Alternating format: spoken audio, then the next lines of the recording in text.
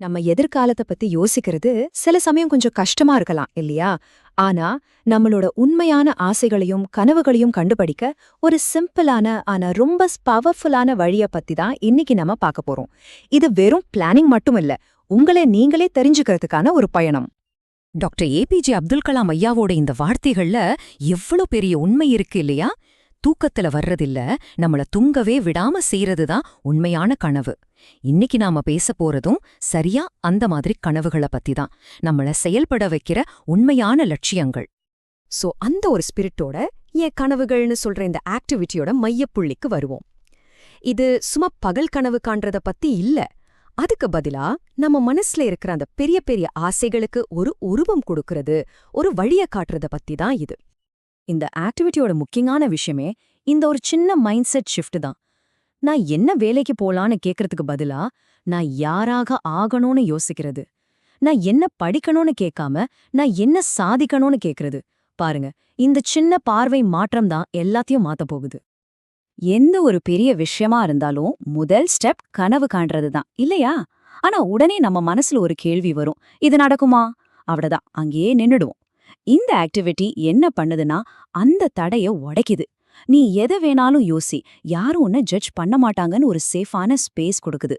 இங்க உங்க கற்பனைக்கு எல்லையே கிடையாது. ஓகே, கனவு காண்றது ஈஸி தான். ஆனா அந்த பெரிய பெரிய கனவுகளை எல்லாம் எப்படி ஒரு ஃப்ரேமுக்குள்ள கொண்டு வர்றது? இந்த ஆக்டிவிட்டி சரியா அதுதான் செய்யுது. சும்மா எண்ணங்களா இல்லாம நம்ம ஆசைகளை தனித்தனி கேட்டகரியா பிரிச்சு பார்க்க உதவுது. அப்போ இந்த ஆக்டிவிட்டி நம்ம கிட்ட என்னதான் கேட்கும்? வெறும் வேலை பத்தி மட்டும்தானா? இல்லவே இல்ல, அதுக்கும் மேல. வாங்க அது என்னென்ன கேள்விகள்னு பார்க்கலாம்.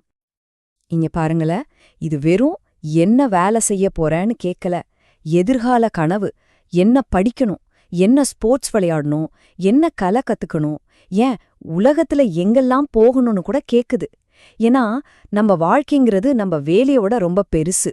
நம்மளோட ஆசைகள் பல இடத்துல இருக்கலான்னு இது நமக்கு ஞாபகப்படுத்துது. இந்த கேள்விகளுக்கு பதில் எழுதும்போது நாம வெறும் ஒரு லிஸ்ட் போடல. சொல்லப்போனா நமக்கே நமக்கான ஒரு பர்சனல் மேப், ஒரு வரைபடம் தயாரிக்கிறோம். அந்த மேப் நாம யாரு, நாம எங்க போக விரும்புறோன்னு ரொம்ப தெளிவா காட்டும். இந்த செல்ஃப் அனாலிசிஸ்ல இருக்கிற உண்மையான பவரே இதுதான். நாம இதுவரைக்கும் யோசிச்சே பார்க்காத புது புது வழிகளை இது நமக்கு காட்டும். ஒரு புது ஹாபி கிடைக்கலாம், ஒரு புது சப்ஜெக்ட் மேல ஆர்வம் வரலாம், இல்லனா ஒரு புது ரோல் மாடலே கூட கிடைக்கலாம். நமக்கான புது வாய்ப்புகளோட கதவை இது திறந்துவிடும். சரி, கனவெல்லாம் கண்டுபிடிச்சாச்சு. அடுத்தது என்ன? ரொம்ப முக்கியமான ஸ்டெப். அந்த கனவுகளை எப்படி நிஜமாக்குறது? வர தடங்களை எல்லாம் எப்படி படிக்கட்டா மாத்துறது? அத பத்தி தான் இப்ப பார்க்க போறோம். இந்த 3 ஸ்டெப்ஸ் பார்க்கறதுக்கு ரொம்ப சிம்பிளா தெரியலாம், ஆனா பயங்கர பவர்ஃபுல். முதல்ல உங்க கனவு என்னன்னு தெளிவா சொல்லணும். 2வது அதுக்கு என்னென்ன தடைகள் வரலான்னு யோசிக்கணும். 3வது அதை எப்படி தாண்டலான்னு பிளான் பண்ணணும். இது மூலமா ஒரு கோலை எப்படி பிளான் பண்றது, பிரச்சனையை எப்படி சால்வ் பண்றதுன்னு ஒரு முக்கியமான லைஃப் ஸ்கில்லையே கத்துக்கலாம். அப்போ மொத்தத்துல இதோட நோக்கம் என்னன்னா, நம்ம மனசுக்குள்ள ஒரு புகைமூட்டம் மாதிரி இருக்கிற அந்த ஐடியாக்களை தெளிவான ஆக்ஷனபிள் ஸ்டெப்ஸா மாத்துறது தான். இந்த டிரான்ஸ்ஃபர்மேஷன் தான் இந்த ஆக்டிவிட்டியோட உண்மையான சக்சஸ். ஆனா ஒரு நிமிஷம், இந்த மாதிரி பெரிய கேள்விகள் எல்லாம் கேட்டா நமக்குள்ள ஒரு பயம் வரும் இல்லையா? ஐயோ, எனக்கு பதில் தெரியையே, நான் சொல்றது தப்பா இருக்குமோ, இந்த மாதிரி கவலைகள் வர்றது சகஜம்தான். ஆனா கவலைப்படாதீங்க, இந்த ஆக்டிவிட்டி அதையும் யோசிச்சிருக்கு. இந்த பதில்கள் எல்லாம் ஒரு முக்கியமான விஷயத்த சொல்லுது. இது ஒரு எக்ஸாம் கிடையாது. பதில் தெரியலையா? பரவாயில்ல, டைம் எடுத்துக்கோங்க, மத்தவங்க கிட்ட பேசுங்க.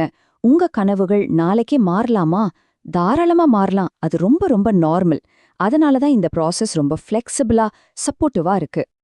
சரி, இந்த எல்லா எக்ஸசைஸும் செஞ்ச பிறகு கடைசியா நம்ம கையில என்ன இருக்கும்? நம்ம ஃபியூச்சரை நம்ம சொந்த வார்த்தைகள்ல எப்படி பார்க்க போறோம்? அதுதான் இந்த ஃபைனல் பார்ட். இது வெறும் பேப்பர் இல்ல, நம்மளோட ஒரு ரிஃப்ளெக்ஷன். இந்த முழு ப்ராசஸோட அவுட்புட் தான் இந்த ட்ரீம் போர்ட்ஃபோலியோ, அதாவது கனவு தொகுப்பு. இது என்னன்னா, உங்க எண்ணங்கள், பதில்கள், ஆசைகள் எல்லாத்தையும் ஒன்னா சேர்த்த ஒரு பர்சனல் கலெக்ஷன். இது ஒரு ஸ்டேஷனரியான டாக்குமெண்ட் கிடையாது. காலப்போக்கில் உங்களோட சேர்ந்து வளரப்போற உங்க பயணத்தோட ஒரு நண்பன் மாதிரி. இங்கதான் நாம ஒரு முக்கியமான விஷயத்தை ஞாபகம் வச்சுக்கணும்.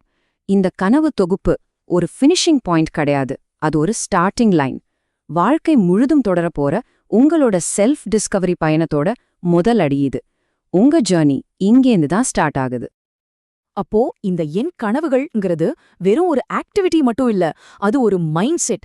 நம்மள நாமே புரிஞ்சுக்கிட்டு நம்ம ஃபியூச்சரை நம்பிக்கையோட உருவாக்க இது ஒரு சூப்பரான டூல். இப்போ உங்ககிட்ட ஒரு கேள்வி.